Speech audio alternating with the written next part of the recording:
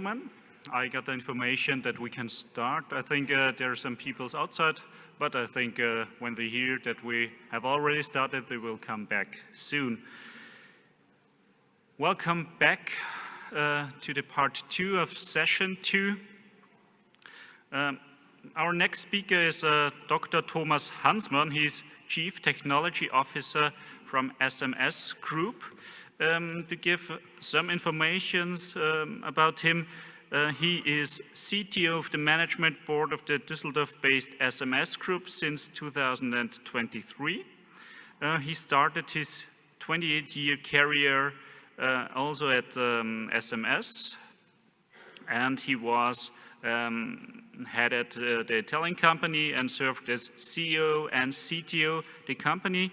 In addition, he took over the management of the Center of Excellence Metallurgy at HBIS Group in 2019 before being appointed to the HBIS Group Management Board as CTO in 2023.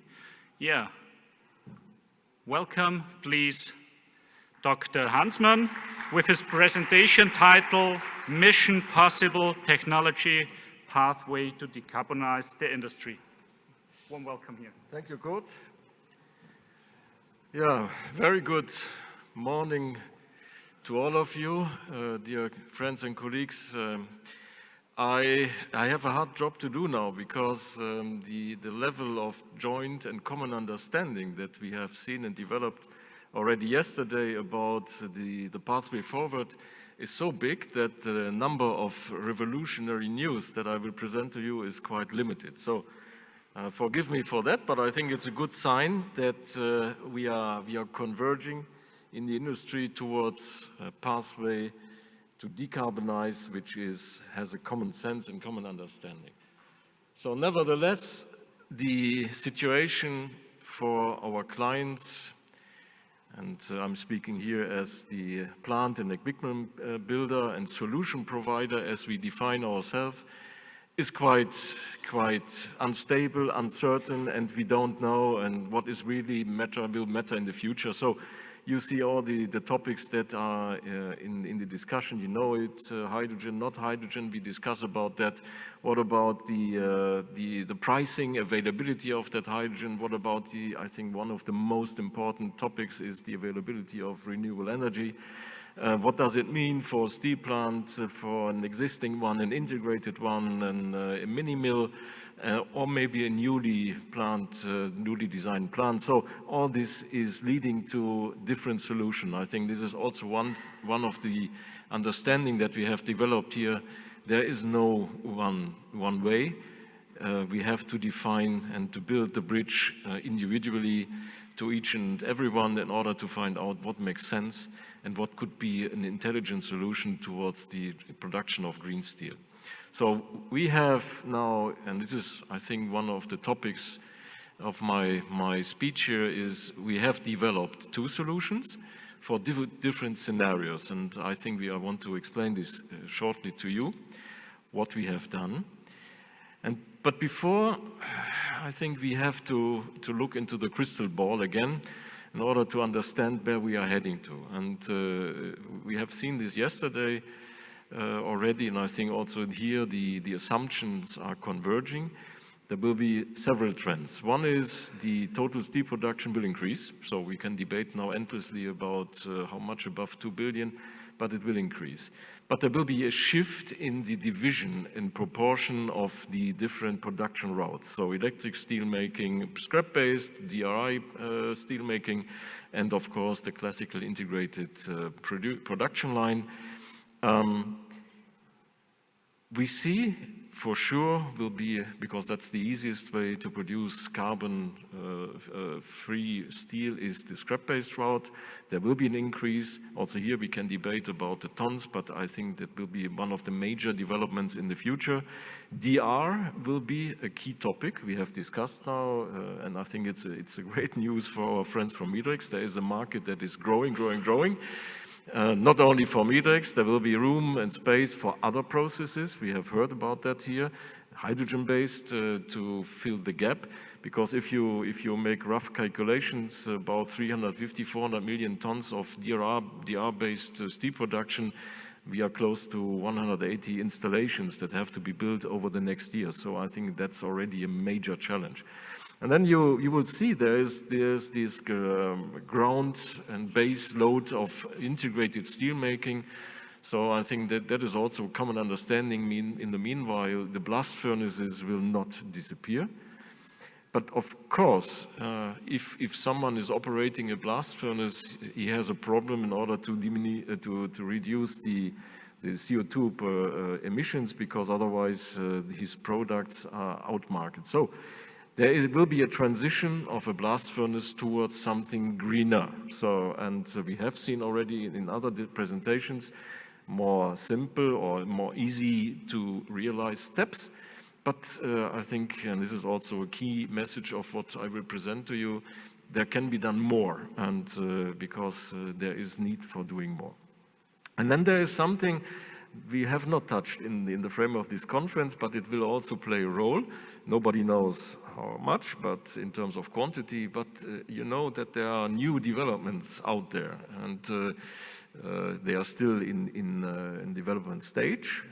One of, I think, which is really important to mention is the direct use of electricity. So the logic is that if we accept that the availability of renewable energy is one of the bottlenecks in the future, then is the efficient use of renewable energy is of essence. And there are processes which are called electrolyzers that are making use of electricity to reduce iron ore directly, either hot liquid or also in cold stage. So I think this is something interesting, and we should keep an eye on that. How much will this be in reality in the year 2050? I have no clue. 2% of the total production would already be 40 to 50 million tons, so hard to believe that how fast this can be done. But there is new things on the horizon, and we should keep an eye on that. Yeah. Coming back to what is existing and what we all know, how we see that, you see here three main production lines. One is based on the blast furnace, and the topic is what can we do to convert the blast furnace into something environmentally more friendly in terms of CO2 emissions. We have developed a concept that has already been mentioned in the first presentation this morning from Tata Steel, which is called Easy Melt. I will come to that and explain to you what we have in mind. We are in close collaboration with Tata Steel, very important development step for us.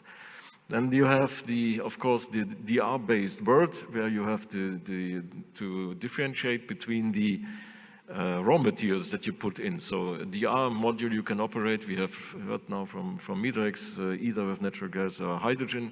We can debate how easy or complicated it is to convert from one to the other, but this is feasible. And then you have the problem of how to produce liquid steel or iron, because this process alternative is cutting the blast furnace into two. So we are decoupling the reduction process from the melting process, and in function of the raw materials, you can do it either in an SIF type furnace or in the classical EAF. And we will talk about that in a second. So what is the difference?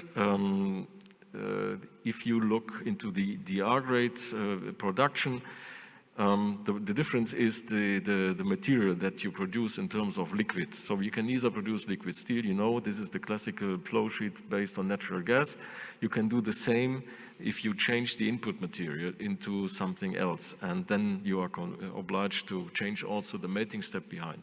This is due to the fact that the EAF cannot handle big amounts of slag. So, and if a blast furnace operator is willing to replace a blast furnace with a DR module, but is not willing to change the input material for simple economic reasons, because we know that DR grade pellets is a shortage. There's a shortage in the market, and there are big questions how much of this material will be available. And if you think about the quantities that we will want to achieve until 2050, there are a lot of doubts. So we have to have DR processes with much more flexibility regarding input material and low-grade iron ore. So it goes along with the change in the melting step behind. That's number one. The second is the output scenario is changing. We touched that topic also yesterday. You have in the classical flow sheet, you have EF slag as one byproduct that is difficult to digest and to find applications for. If you change to an SAF-based process, you have a blast furnace similar slag with properties similar to a blast furnace. And you have the nice thing that in the chemical composition you can adjust in an open blast furnace or SAF. And if you combine that with the standard technology to granulate slag, like we do in our INBA system, then you will have a slag that is similar to a blast furnace slag. Because for the cement industry, that was a topic yesterday, what is important is basicity and the glass content in the slag. And the glass content depends how fast you can cool the liquid slag into solid, and this is done in our dewatering system since decades, and it's working. So I think it is important to know, because it will be a source of income for the future, because the cement industry desperately needs a replacement for clinker for the physical reasons we know. And then there's another aspect that we should not forget. If you are still in the flow sheet of an integrated steel plant, you have to deal with residues. And residues are normally treated in the sinter plant, so I think that is something that if we replace blast furnaces is going away. But the OBF or SAF operation allows to recycle residues in significant quantities. I think that's also an important message. Because otherwise we are creating problems, solving on one end and creating on the other hand. So now coming to solutions, because we are not only talking theory, and if we look now into what we have done, you know, there is I think the most radical flow sheet now in realization.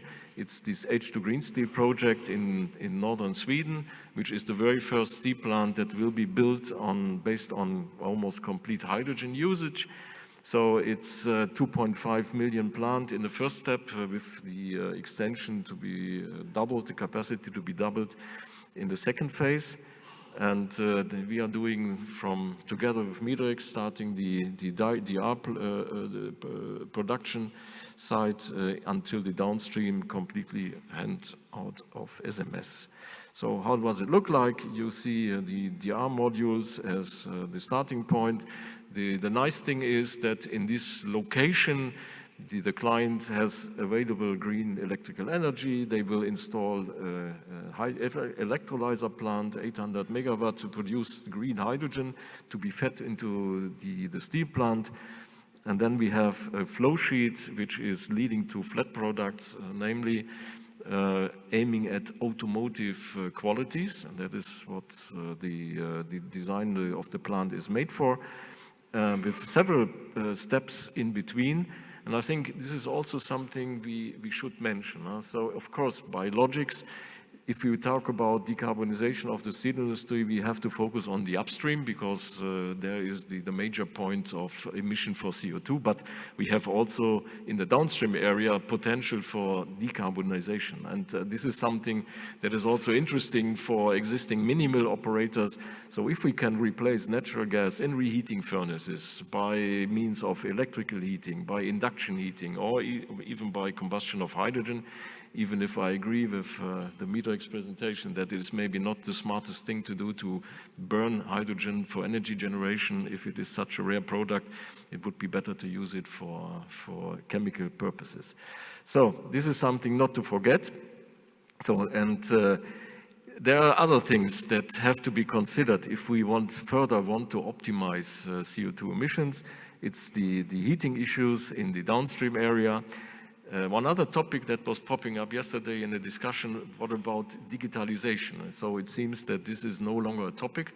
Of course it is, because if we want to conclude the decarbonization way, we have to integrate digitalization is one of the key elements in order to optimize energy consumption, energy fluxes, to minimize consumptions. And I think there's a lot of examples where we can help in that. Because avoidance of CO2 is one thing, and the optimization of the plant is another thing. And there are other things that has to be considered. in the complete picture. Another example, which is from the other side, is now what we can do if we want to help an existing integrating steel plant to convert into something green. This is the order we received from Thyssen for the installation of a Midrex flex plant with a SAF behind, 2 SAF in fact, in order to produce pig iron. So capacity is 2.5 million tons, and small, but for us quite important detail is it's an EPC contract. It's the biggest order we have received in the history of SMS. But now we talk about a little bit more about technology, because I told that we have to touch the blast furnace in order to help to decarbonize the operation of a blast furnace as much as possible. Here you see the classical usage of an utilization of a blast furnace with hot stoves, blast injection. This is what is giving the name to the animal. What can we do? So we have developed a solution that is introducing a second injection layer for gases in the furnace, which is a new thing. And what we can inject in this layer is synthetic gases. What are the synthetic gases? They are coming from a reforming step using BF gas or coke oven gas, or if available, you can also use natural gas, and you can also combine that with hydrogen. So what is the advantage? The direct use of coke oven gas in the blast furnace leads to limitations, namely if you want to inject it in the shaft area, so you have to convert that and convert that into something with a lower, the hydrocarbons are destroyed, and you have a maximum amount of CO and hydrogen. We have, allow me to name it like this, an existing hot stove violated into something that is called a reformer hot stove. So we have a process that allows to convert these gases without using of a catalyst into a syngas. And it's important with our catalyst because coke oven gas is containing a lot of nasty things that are not so nice for the operation of catalyst in chemical processing. So this is something that can lead up to 28–30% of CO2 reductions already. Is this good enough? I don't think so. We can do more. And this is now a concept which we have developed and which we will try in industrial scale for the first time in a blast furnace, a real existing blast furnace in Tata Steel in Jamshedpur. It's the electrification of a blast furnace, and you see here in this picture there is no longer blasts to be seen, so it's at the end no longer a blast furnace. It's a shaft melting furnace, a reduction melting furnace, which we call easy melt. What we are doing there is we replace the energy that you bring into the blast furnace to melt the material to get pig iron by electric heating. So the idea is we will equip the blast furnace with a big number of plasma torches in order to overheat the syngas so that you can close the energy balance and you can do also the melting step without injection hot air in the blast furnace. That's the concept, and if this works, we will achieve a CO2 reduction which will be far above 50%. If it will be 60, 65, we don't know, and this is why we have to do it in an industrial scale and test that. And this is why the collaboration with Tata Steel is so important for us to show as fast as possible what is feasible, what is not feasible, and how much we can really reduce the coke rate in the blast furnace before we enter into troubles with the operation of the blast furnace itself. So in the theory, we can go down to 110, 120 kg, which will allow this huge amount of CO2 reductions in the operation of the blast furnace. It is obvious why this is interesting for an operator, because to modify the blast furnace into that operating mode is by much less capex intensive than to scrap the blast furnace and to build a DR plant with the necessary smelter behind.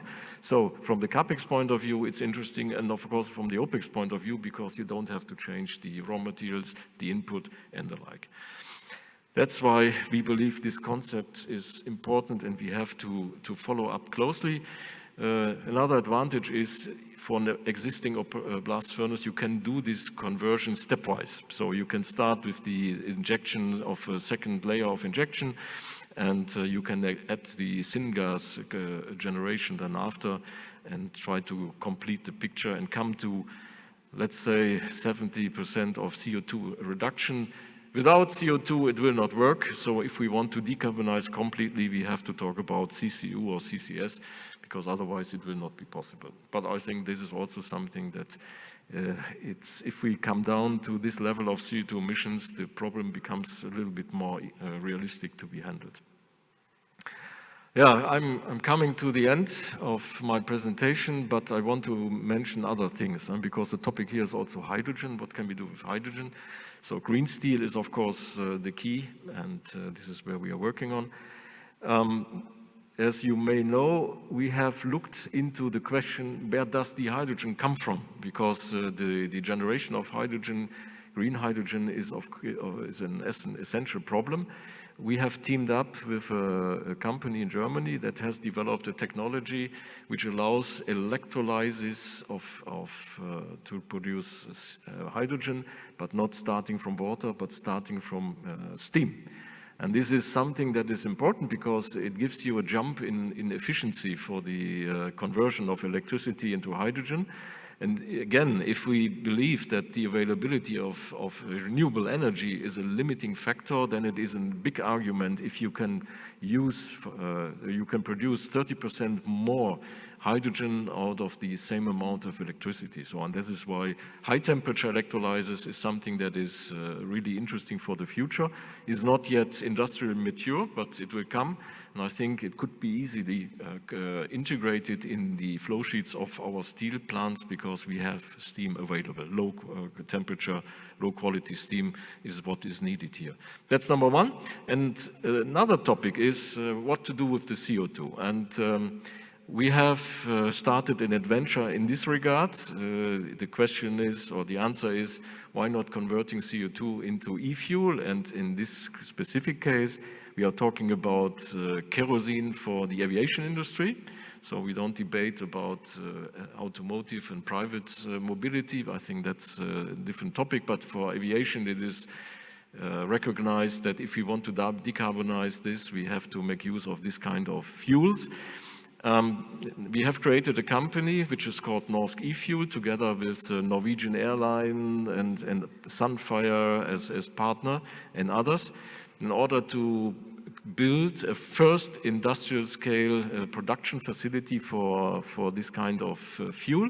Will be placed in Norway for obvious reason because you need electricity for hydrogen generation and it should be green.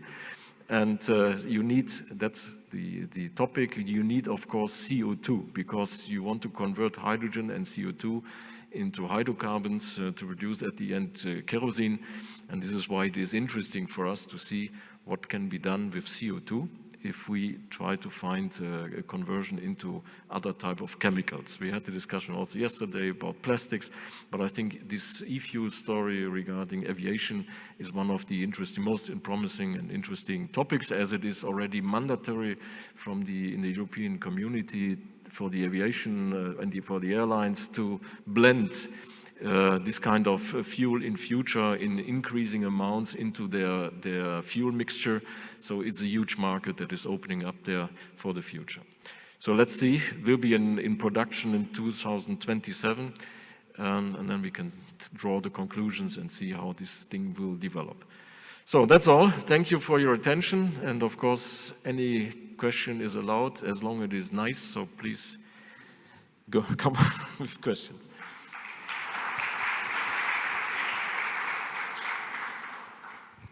Well, thank you.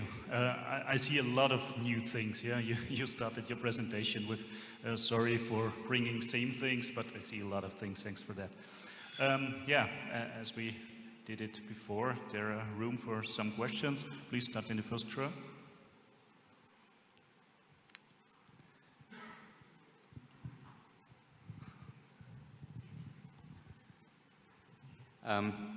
My question is not on the main subject, of course, for the blast furnace, but initially also showed about the two routes which are there for lower grade iron ore. You first smelt it and then you take it to the BOF or vis-a-vis the electric arc furnace directly from DRI. Do we have any expected performance of that smelting unit? You know, what is the kind of, you know, performance numbers which are going to be, what's the likely cost which is there? I'm sorry, but it's hard to acoustically to understand your question. Okay. Can you repeat, please? Sorry. I will repeat that. I was saying that, you know, in the earlier slides which you showed that from the DRI directly it can go to electric arc furnace, or the low grade iron ore if you can take it to another intermediate unit and then you can take to BOF. I was saying, do we have any expected performance of the intermediate step that you mentioned in terms of likely cost and things like that, just to have a feel of what will it mean to use low grade iron ore, and you know what is the total impact which is going to be?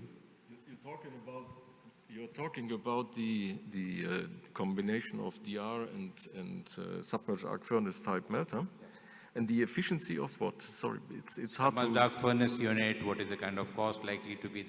Some rough idea about that. Okay, we have done a lot of things regarding studying the cost, but I think there's one thing that we all should remember. If you talk about cost.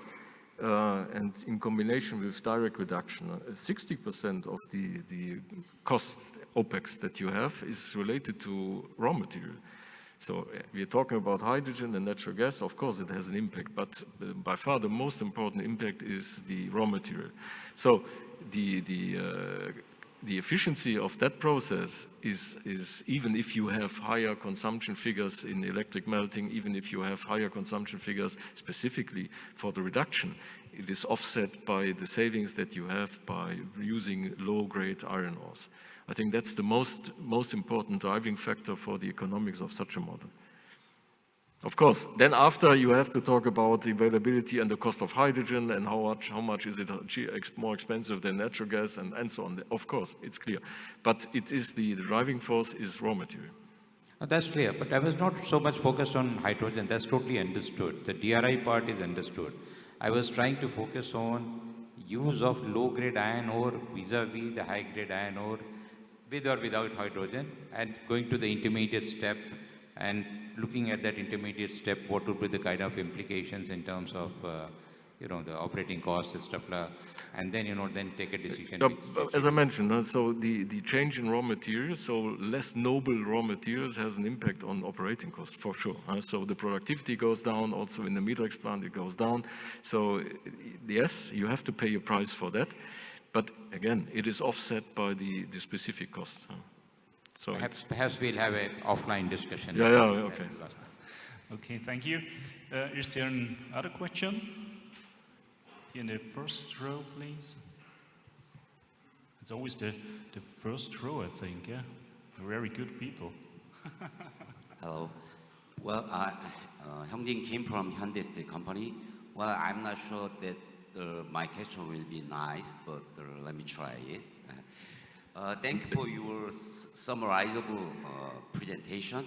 I'm wondering that if you tell us more about the targeting steel grade or coverage of steel grade of your project. I'm especially interested in you introducing CSP line as a hot rolling, so I'm especially interested about it. Okay, this is, I told you, the final product quality will be automotive exposed. So, and there was a long debate ongoing about what is the impact of this hydrogen-based DRI, nitrogen pickup in the electric arc furnace. So I think from all what we have experienced, there is no limiting factor. So I think we are aiming at qualities that are at the high end, and we will realize that. So including CSP line. Including CSP line, yes. Thank you. Okay. Thank you, Dr. HANSMANN. Thank you very, very much for this additional insights. Please come a little bit closer to me. We have also a present for you.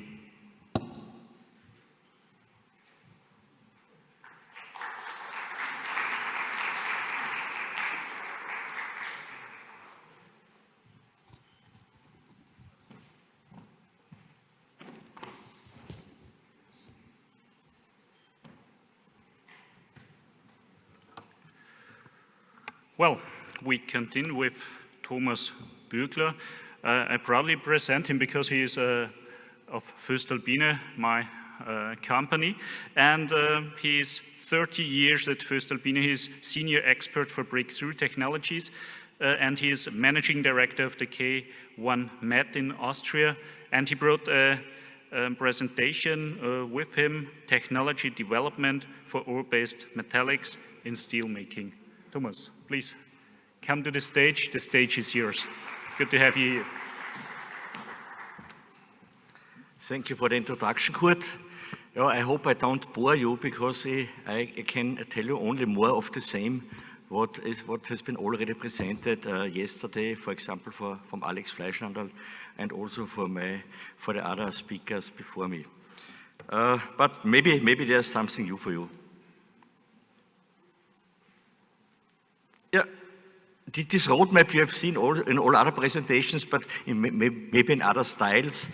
We are now on the left side of the story, so we are working in the integrated route with the blast furnace BF combination, and we have to transform within the next 25 years our processes to the right side to a direct reduction electric furnace-based solution. I don't want to say electric arc furnace, the smelter is also an electric-based furnace.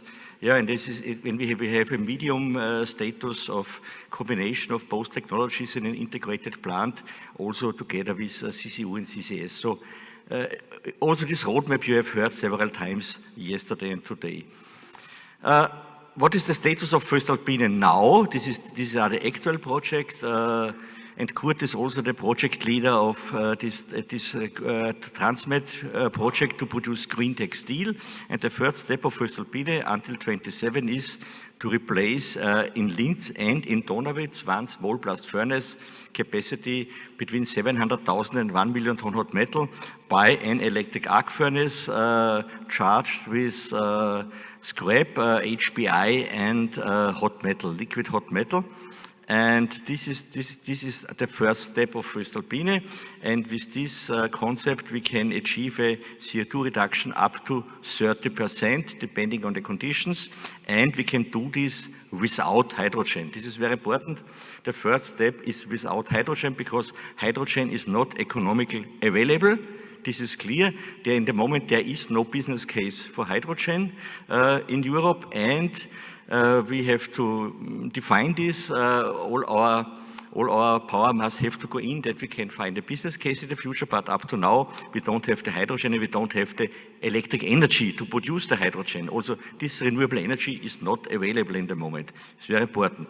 But this concept is ready for a further transformation when hydrogen will become economically available in the future, and therefore it's important to do this first step. Also what we have heard from Martin Pay, the first step is the integration of an electric arc furnace, and then will come the next steps beginning of 2030.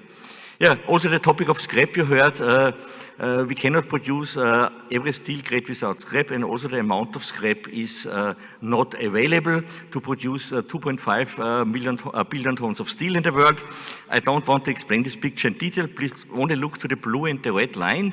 The blue line is the steel production in different regions in the world. The red line is the scrap availability. And you see in every region in the world, the blue line is above the red line. So we cannot produce with scrap only. We need ore-based metallics to cover our steel production and to cover the demands of upcoming regions in the world. Otherwise, without ore-based metallics or iron-based steelmaking, steel production will not work, and therefore we have to look very careful to these technologies to produce the ore-based metallics. Also, this picture you have seen in different variations.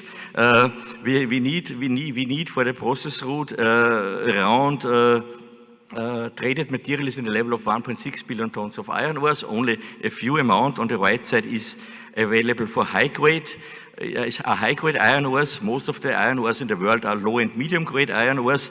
So we treat this material now with the classical BF route. The high-grade materials are going to the classical direct reduction electric arc furnace route.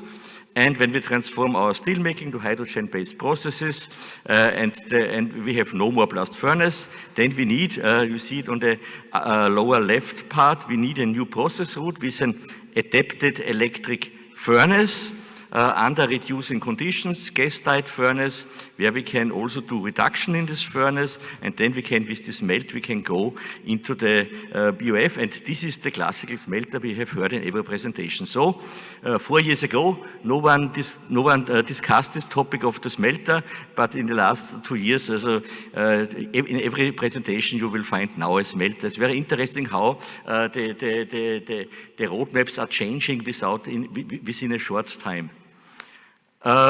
Yes, and for this smelter route, we have 3 process routes. We have heard the presentations about the classical DR shaft and the smelter. We've heard the presentations of the use of sinter feed in a fluidized bed process, the HYMEX process. We have also have a presentation, but there's a third way to use this ultra-fine iron ores in a grain size below 1,000 micron, below 1 millimeter in a process, because this material is the result of the beneficiation processes for our iron ores. And the third way is to develop a direct reduction process and the use of this material in a smelter process for very fine grade iron ores with an iron content below 65%. And this is the so-called HYFOR process. Primetals has the technology lead, and we working together in several projects in Austria to bring this technology from lab scale into pilot scale into demonstration scale. So we are focused on there are 3 ways to feed a smelter with DRI or with sponge iron, and I present you today the third way of this technology. And maybe this is the new part in my presentation. Yeah, we have already seen this pilot plant we have at our Donauwitz site in Linz. This is the HYFOR pilot plant. This is not a continuous operation. This is a batch operation. We charge the material, do the reduction, and then at the end we get around 600 kilograms sponge iron DI. And when you transform this figure to a continuous process, then this is equal to 200 kilogram DI per hour. And so here we tested the basic conditions for the process, and now we work on the upscaling of this process, because 200 kilogram per hour is not big, but we have got the results that the process is running, and it's necessary for the upscaling that we do at the next step. And the next step is this concept. This concept has 2 building blocks. One part is the direct reduction part, one part is the smelter part, and we want to realize this in a pilot plant. And we want to demonstrate continuous operation. This plant will run with hydrogen. Hydrogen which is coming from a PEM electrolyzer. Maybe you know we operate in Linz, one of the largest PEM electrolyzer demonstration plants in the world. It's only a 6 megawatt plant, but we have the longest experience to operate a PEM electrolyzer plant in the world. We operate this plant more than 25,000 hours, and we have a lot of experience in this field also, together with our technology partner Siemens Energy, which is now upscaling this technology, start with the gigafactory for the production of these electrolyzers. And what is very important is also mentioned today, the smelter is not only a melting aggregate for DRI. The smelter can also play an important role in the recycling of iron-containing recycling materials, also as a standalone solution. And therefore, in our pilot plant, we will have the smelter. We can operate the smelter also with cold charging, not only with hot charging. This is very important to answer also the questions of recycling materials, because when the sinter plant is away, we need new solutions for recycling of fine-grained byproducts from the steelmaking process. Yeah, what are the metallurgical topics? On the left side, you see the HYFOR cascade. It's a fluidized bed reduction process, but this is another process concept than HYREX. HYFOR has another gas flow, another gas flow concept, another dedusting concept, and works on lower temperatures because of the fine-grained materials and also lower hydrogen consumption values. And on this we want to test in the pilot plant. And on the right side, you see the smelter operation. also in the smelter you have different operations mode, and depending on the raw materials, depending on the input materials, and this also we want to check. And this is a project, a cooperative project between Primetals, Mitsubishi, voestalpine, FMG, Fortescue as the Australian iron ore producer, and the Metallurgical Competence Center K1 Met in Austria. And we want to realize this pilot plant to evaluate this process concept on a continuous basis. This is the plant. It's not a small plant. What we are planning now, we are in the part of basic engineering. On the right time, you see the water treatment, the media supply. The electrolyzer plant is not here because the electrolyzer plant is a few hundred meters away from this. But we supply this plant with renewable hydrogens, and so this plant will demonstrate at a scale up to 2 to 3 tons per hour. Hot metal, the production of green hot metal with renewable energies, and we produce also the slag, which is important also for the cement industry, and we have also granulation plants for the hot metal, for the slag, also to have samples also for industrial use of these products. And we calculate now with 4,000 operating hours per year over 3 years. So in total, 12,000 operating hours with this plant. And it's still a very small steel plant. This was our development in the HYFA process. We have another project. This is sustainable steel making, a complete new process concept. This is, when you look to the phase diagrams, we work with the iron oxygen system and the iron carbon system, and our processes are going through this. Process routes are going to the system. But there could be, when you see on the right side, a direct way from iron ore to steel, and this is our project hydrogen plasma smelting reduction, and this has a lower TRL than the HYFA smelt project, but it's also interesting to evaluate this with PhDs, with postdocs. Is there an alternative way for direct steel making? And here we have a pilot plant at our Donawitz site. That's a DC electric arc furnace with a transferred plasma, and we can here produce green steel in the level of 50 kilogram per heat. It's a batch, also a batch process, not a continuous process. And this demo plant is looking at our Donawitz plant, and there we want to there we now evaluate this process, bring this into operation, look for the gas utilization of hydrogen, and to demonstrate that we can produce steel, also steel from iron ore within one step. This is here on the left side, you see the schematic draw of this project, but the picture, the lower picture right, is a direct look into the reactor where we have this hydrogen plasma. We bring the hydrogen and the iron ore concentrates through the hollow electrode into the plasma. And then we form the melt and produce directly crude steel in one step. And yeah, this is really a steel-making process from iron ores in one step, where only water and crude steel is the final product.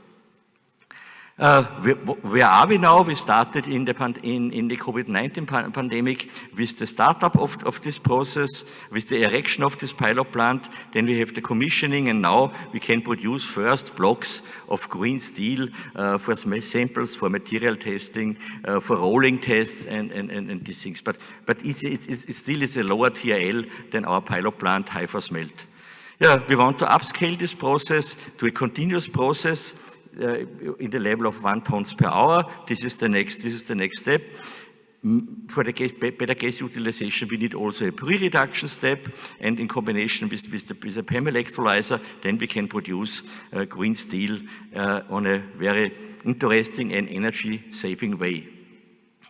Yeah, this is another view on the pilot plant. On the left side, you see gas supply, purge gas. Then you see the reactor tower, and we can move the reactor outside of this plant, and the DC electric arc furnace is within the steel construction. It's a very interesting pilot plant, and maybe you have also time to visit this plant in the future. Yeah, this was a short overview about the activities for ore-based metallics in Austria. We do together with our technology partners, and I'm happy to answer your questions. Thank you.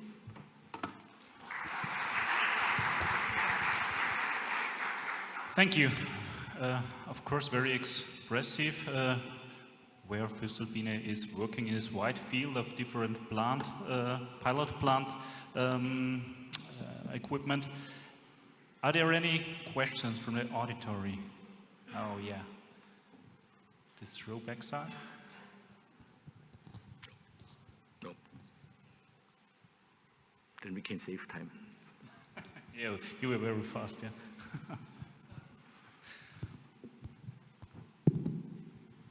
Thank you. My question is, considering the need for iron ore with a high iron content and low accompanying elements, how do challenges related to the quality and availability of such ore impact the feasibility of hydrogen-based steel production? The acoustic is very bad. Can you repeat the question? Considering the need for iron ores with high iron content and low accompanying elements, how do challenges related to the quality and availability of such ores impact the feasibility of hydrogen-based steel production? Have you understand the question?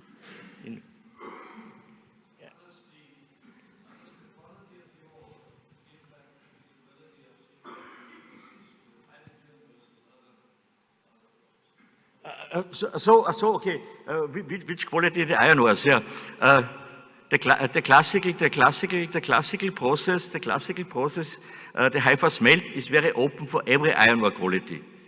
The HYFA smelt, you can work with high-grade iron ores, low-grade iron ores. This is absolute no problem. Also the HYFA smelt process. In the plasma smelting process, this is a special technology. I mentioned a lower TRL. In the moment we work with high-grade iron ores. But it should also work. We tested also with our domestic iron ore. It works also with our domestic iron ores. So these processes, both processes can be flexible for all grades of iron ores. It's only for the HYFA, but in the moment we have no solution at the sustainable steelmaking how we realize the continuous tapping of hot metal and slag, of crude steel and slag. But in principle, this process should work with both iron, with high, low, and medium grade iron ores. But in the industrial scale, we have a higher TRL on the HYFA smelt process and a lower TRL on the sustainable steelmaking process. Thank you. In the second row, there's an. Oh, let's do the gentleman over there, yeah, okay. Yes, Andreas Weber from Ferrum Technologies. I also thank you for the presentation, Mr. Bürgler. I also read your blog posts about HBI charging in the blast furnace. Thank you also for this article, which was very interesting. I would be interested if you have HBI produced of low quality ore, and then you want to ship this HBI. What I've heard that there are some issues with shipping rules and so forth because of the density. Is this true, or maybe you can speak to that? Okay, it's not my topic today, but there are regulations for shipping of HBI with a density above 5 kilogram per cubic decimeter, and in the moment we have these rules, HBI production with higher gain content could be, then maybe you could be not reach this high density, this high quality of the material, you create more fines. Principally it is working, but in the moment we have this regulation of this 5 kilogram density, I think we should keep it, we should accept this in the moment and do here no more, because HBI shipping is one topic, but it's not a key topic. HBI for the blast furnace, I think, is an interesting topic, but we think we should also look to new processes today, and HBI is, the HBI topic, let's say, was 10 years ago. But the shipping rules, yeah, can be developed. I see no problem in shipping HBI with lower densities, but it creates more fines. Okay, thank you. And last question, the gentleman in the second row. I think in this high force melt, you have said iron ore is fed is 2 to 3 tons per hour, and the hot metal also is 2 to 3 tons per hour. That means the productivity is very high. Sorry, it's impossible to understand the questions here. Should I repeat? Can you put the microphone? What I'm saying that in this high 4 smelt, what you mentioned in one of the slides, that iron ore fed is 2 to 3 tons per hour, and the hot metal also is 2 to 3 tons per hour. Is the productivity so high in high 4 smelt? We have to achieve with this project a same product. You think that the smelter has a lower productivity? That's why I'm asking you. That's Yeah. That's depending on the design of the plant. That's depending. A smelter is no melting machine like an electric arc furnace. This is clear. But you have to design these plants. You have to design the size and compare it with the direct reduction step. That's a normal process for the engineering companies. But it is clear the smelter has an energy density which is only 10% of the energy density of an electric arc furnace. But then you can compensate this with the size of smelters, the number of smelters. Okay, thank you for that. Thomas, please come to me a Thank little you. bit. Also for you, small present, and good to have you here. Thank you.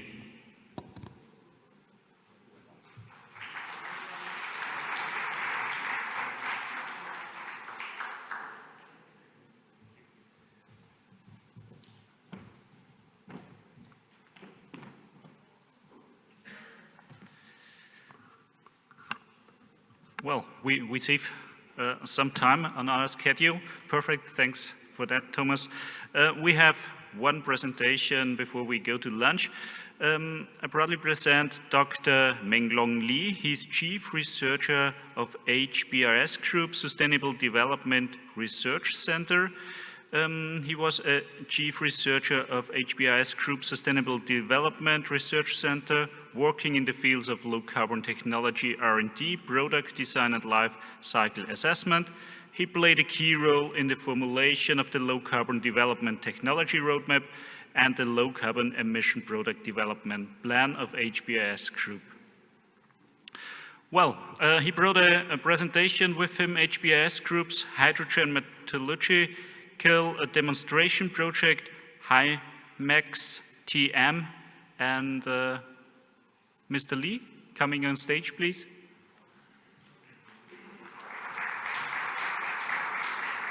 Good to have you here.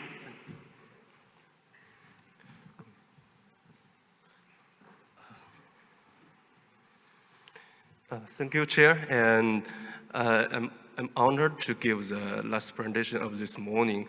And good afternoon, ladies and gentlemen. Next, I will introduce something about HBIS HYMEX project, which is in fact a DRPEF process-based plant. And from my introduction, you may see what's happening in China's steel industry about the low carbon transition.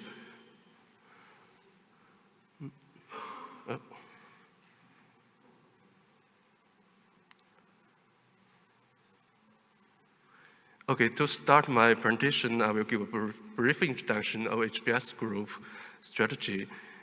In fact, HBIS is one of the largest steel manufacturers in China. It has adhered to the concept of high quality development with sustainability at the core. The strategy has been updated several times. When the group was established, we were mainly focused on the clean production, which means the site and the whole plant, the company. In fact, we built several garden-like plants. And since 2015, emphasis was placed on the ultra-low emission control. We have invested tens of billion RMB in around about 500 projects to reduce our pollutants emission. And since China made the commitment of carbon peaking and carbon neutrality, the carbon is also a key point of our green strategy. So from the view of HBIS, steel industry low carbon development will mainly happen in 3 areas of process, production process, energy, and material technology. Based on innovations and the thinkings of these 3 aspects, 6+2 technical roadmap has been formed, which the 2 is about a digital carbon management platform. And for the 6 technical paths, it includes raw materials, energy, process technology, and so on.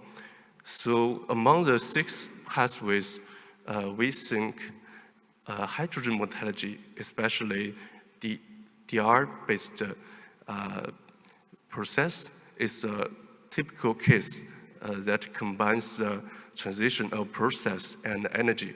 So that's why we started our HYMEX project.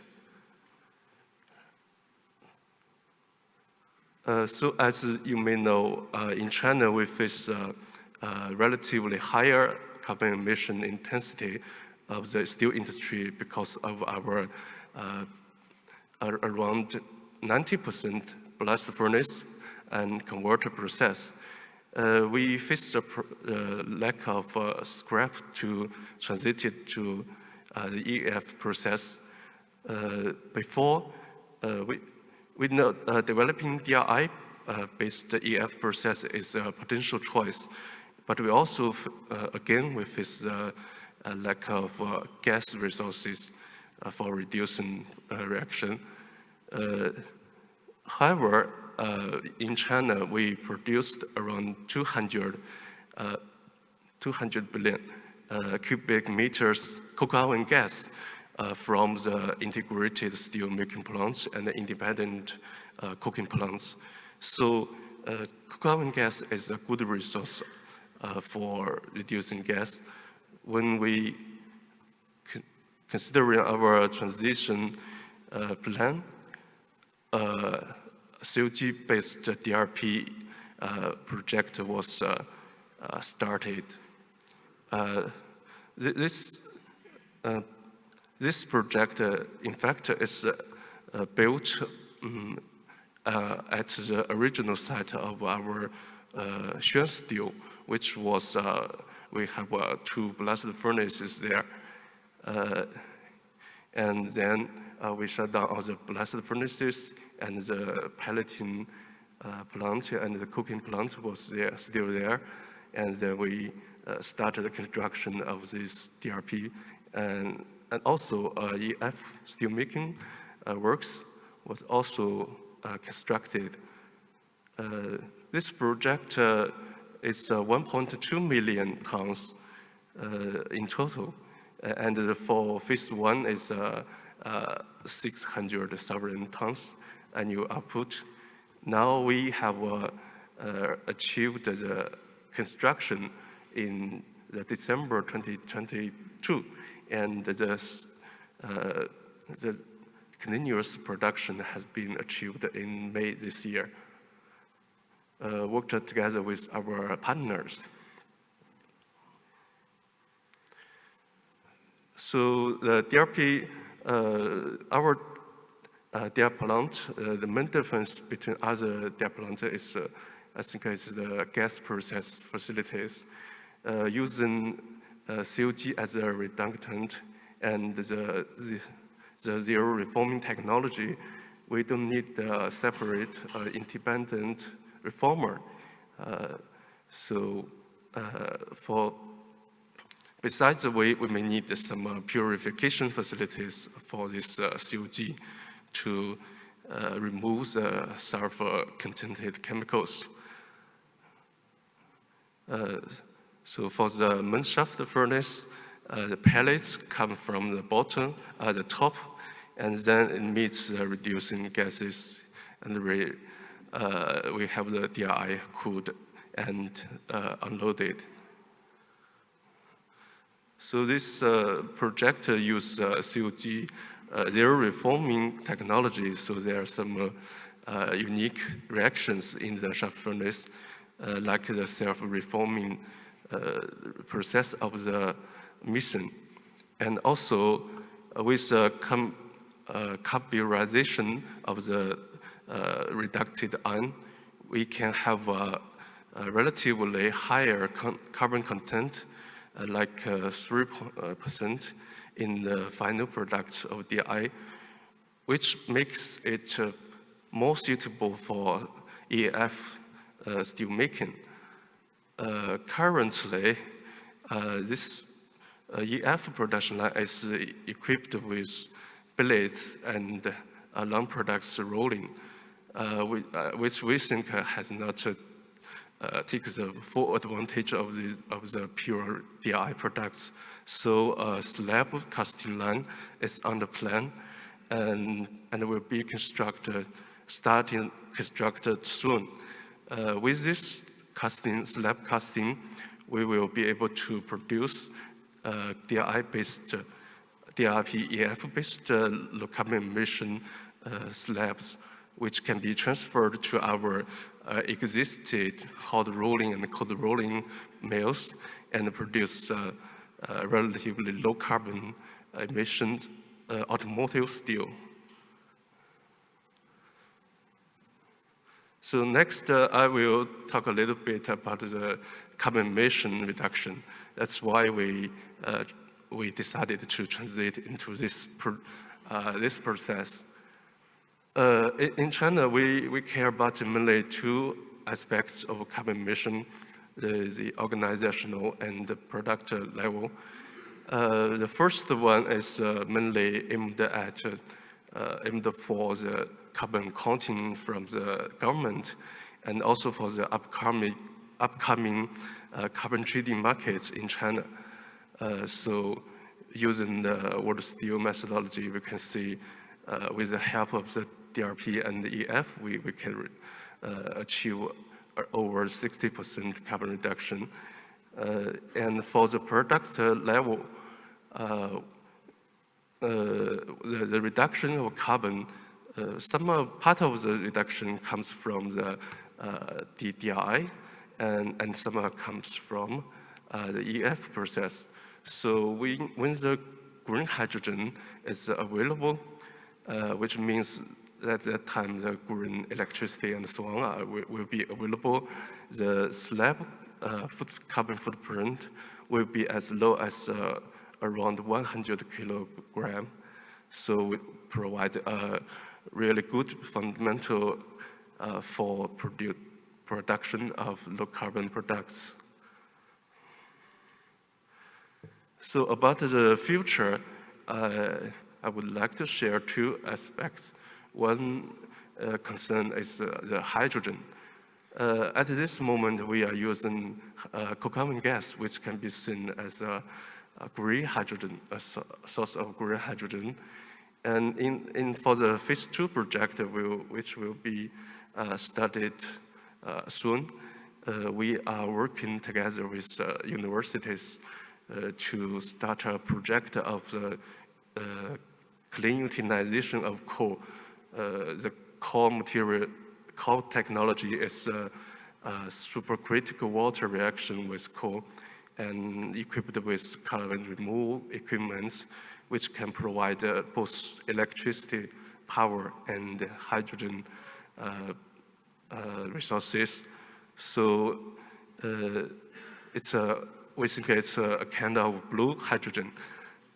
For the future green hydrogen, in fact, we have a certain plan of produce green hydrogen by ourselves, but most of the resource will come from the cooperation with our partner.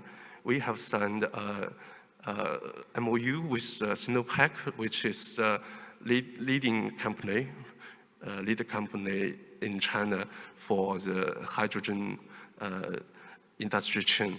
It has a plan to construct a pipeline from Inner Mongolia to Beijing with an annual production volume of 100,000 tons of hydrogen, green hydrogen, use the solar and solar power in Mongolia. Steel, our project is at the middle of this pipeline, so there will be a branch line for us. Then we are expected to get this green hydrogen supply around 2027. So the other aspect is about the product. This project, this production line has provided a good foundation for developing low carbon products. We have, working together with academia partners, we have applied government funding of around 100 million RMB to develop these near zero emission products focused on the near zero emission of the raw materials, energy, and the steel making process itself. So that's a future about this project. In this year, this HYMEX is DRPEF-based production line has been awarded of the worldsteel steel award of excellence in low carbon steel production, which is really a great honor. As I mentioned, there will still a lot of work to be carried out, and we are willing to cooperate with partners from all over the world. So thank you, and I will end my presentation here. So.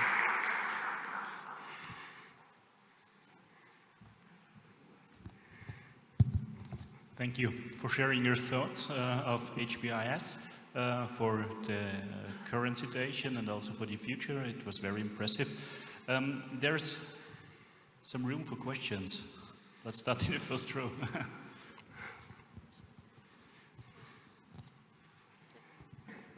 Thank you very much for this presentation. I'd like to ask about the power requirement. So for the electrolyzers and for the electric arc furnace, how much did you estimate the total power requirement? Beg your pardon? You mean the price? No. I mean the power requirement, because in order to make hydrogen from the electrolyzers and for the electric arc furnace, you will need a huge amount of electricity. So how much is the electricity will be required? I think your question is how much green hydrogen will be needed? A megawatt power consumption in terms of power. Megawatt. Yes. Yeah. I think I can't remember the exact number.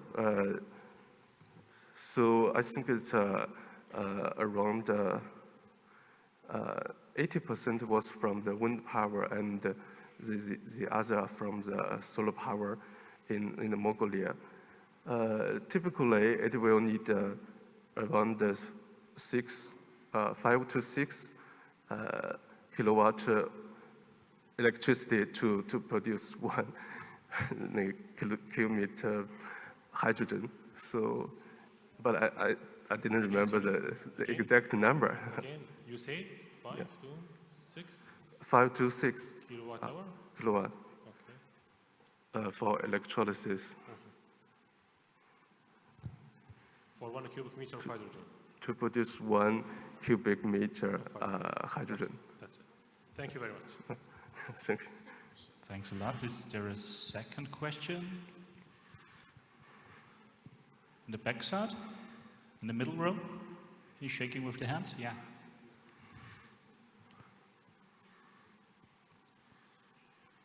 Yeah, I just have one question about the operation of the furnace. Can you comment about the participation of the coke oven gas? Is it 100% run with coke oven gas, or is a percentage of the gas inflow?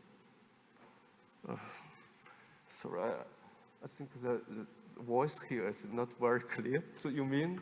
About the feed in the DR reactor. Is it 100% coke oven gas, or it is a mix?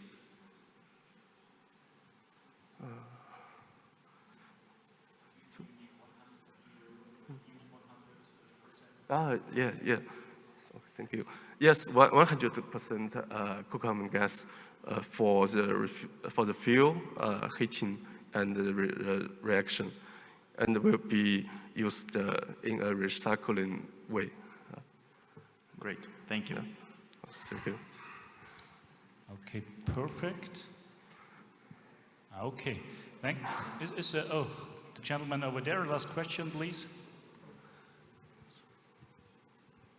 For using 100% coke oven gas in your reactor, is there any issues regarding the impurity, handling the impurity?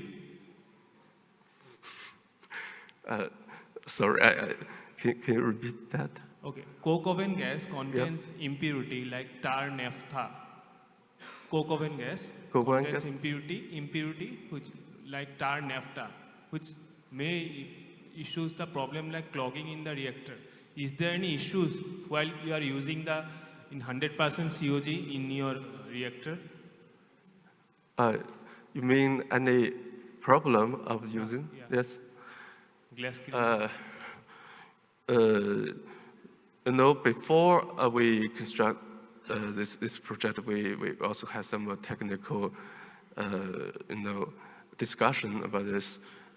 At the moment, the focus was mainly on the heater of this process. Inside the shaft furnace,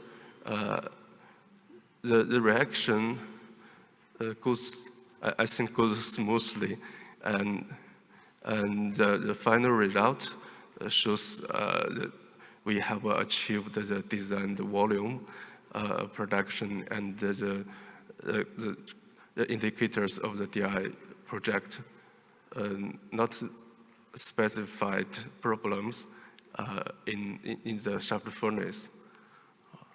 Okay, thank you. Thank you. Okay, thank you. I'd like to invite you to come a little bit closer. Now it's time for the present, yeah?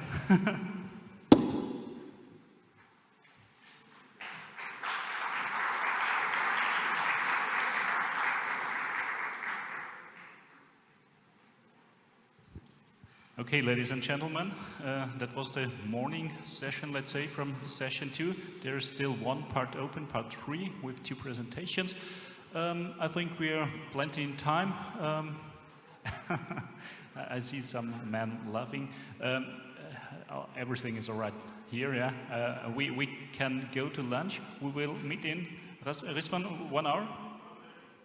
1:30? Okay, 1:30. Yeah, all the best and see you soon in part 3 of session 2. Thank you.